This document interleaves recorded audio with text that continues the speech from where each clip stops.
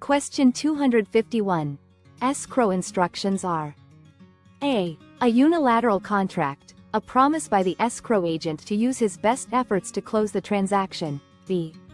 A bilateral contract between the buyer and seller. C. Non-binding on the parties. D. Required to be notarized. Correct answer is B. A bilateral contract between the buyer and seller. An escrow agent is a dual agent, since both the buyer and the seller are represented by him and he owes fiduciary duties to both. Escrow instructions are a set of written directions that outline the specific procedures and conditions that must be met for the escrow to close. The escrow instructions detail under what conditions and times the agent will distribute the money and the documents to the proper parties. They represent an agreement between the buyer and the seller, specifying the obligations of each party and the duties of the escrow agent. Therefore, they are a bilateral contract.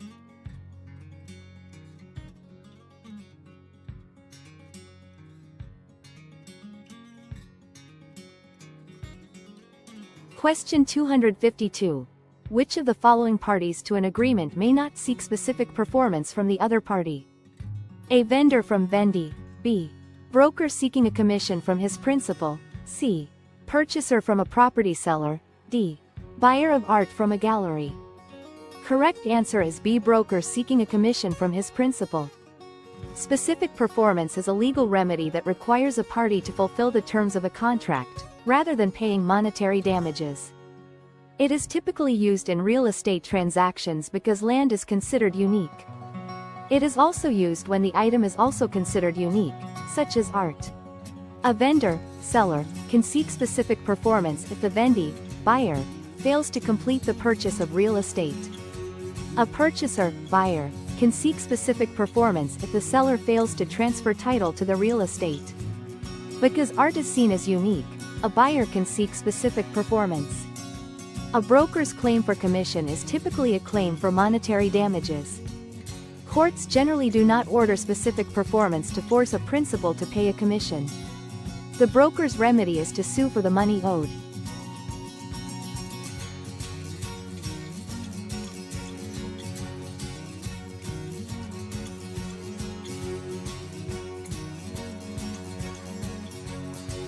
Question 253. Having suffered a stroke, Joe is considered mentally incompetent and has had a guardian appointed to protect his interests by the court. One day, Joe ventures out on his own to a department store and enters into a long-term installment contract to buy carpeting. That contract is: A. Void. B. Voidable. C. Can be remedied by the court. D. Valid, because a guardian has been appointed. Correct answer is A. Void. A voidable contract is valid unless one party chooses to disaffirm it, e.g., a contract with a minor. Since Joe was legally incompetent, the contract is automatically void, not just voidable.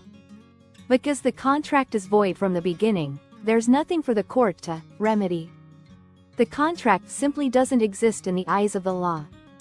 The appointment of a guardian signifies the individual's legal incompetence to handle their own affairs, including entering into contracts.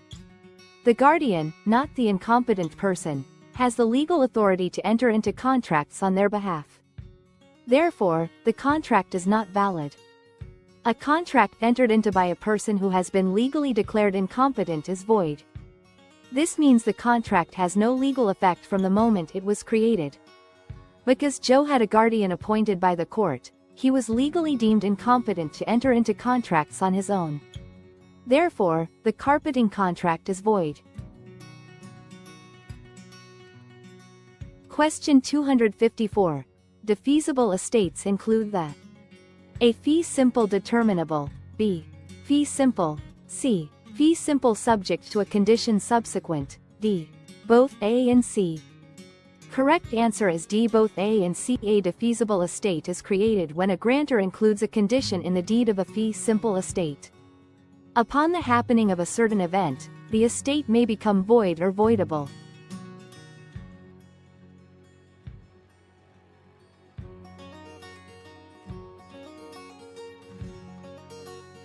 Question 255. A tender is an offer of: A. Performance or money. B. Option to purchase a property at a later date. C. Rescission of a contract. D. Modification of a contract. Correct answer is A. Performance or money. A tender is a legal offer to either perform the actions required by a contract or to provide the money owed. This act signifies a party's clear intention and ability to meet their contractual or financial obligations.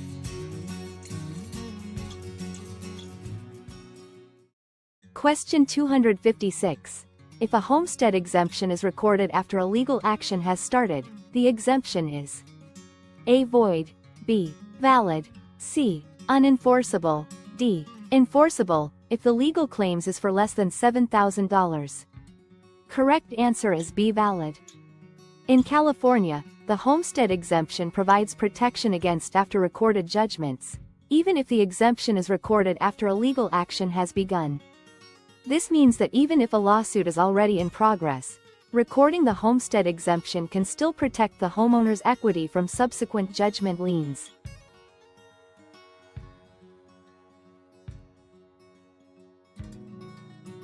Question 257. Toward the end of a 30-year amortized loan, the payments are A. Mainly paying off the principal on the loan, B. Mainly paying off the interest on the loan, C. Composed of equal amounts of principal and interest, D. None of the above. Correct answer is A. Mainly paying off the principal on the loan. Amortized loans involve regular payments that cover both principal and interest. In the early years of the loan, a larger portion of each payment goes toward paying off the interest, and a smaller portion goes toward the principal. As the loan progresses, the balance of the loan decreases, and the proportion of each payment that goes toward principal increases. Toward the end of the loan, the majority of the payment is applied to the remaining principal.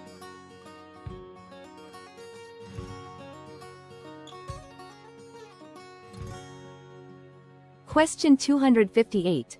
Dave rents an apartment in a building owned by Sam that Sam has used for collateral for a loan taken out from Third Street Bank. When Sam defaults on the loan, the bank repossesses the building and evicts Dave. The remedies open to Dave include A. Suing the bank for damages, B. Suing Sam for damages, C. Not suing for damages because the bank properly repossessed the building for non-payment of the mortgage by Sam, D. Pursuing a criminal complaint against both the bank and Sam. Correct answer is B. Suing Sam for damages. Dave, as a tenant, has a right to quiet enjoyment of the leased premises. Sam, as the landlord, breached this implied covenant by failing to meet his mortgage obligations, resulting in the bank's repossession and Dave's eviction. Dave can sue Sam for damages resulting from the breach, such as moving expenses, lost deposits, and the difference between the rent he was paying and the rent he now has to pay. Question 259.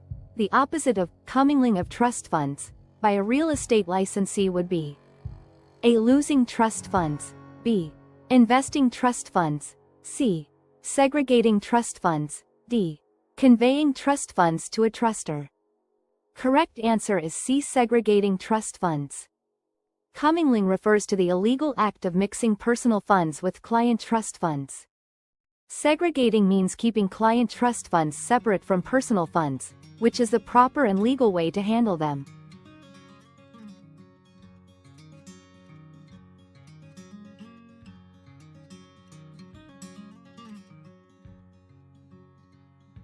Question 260. Which is not an essential element for a deed to be valid? A. Grantor's signature, B. Competent grantor, C. Acknowledgement of the grantor's signature, D. B. In writing. Correct answer is C. Acknowledgement of the grantor's signature.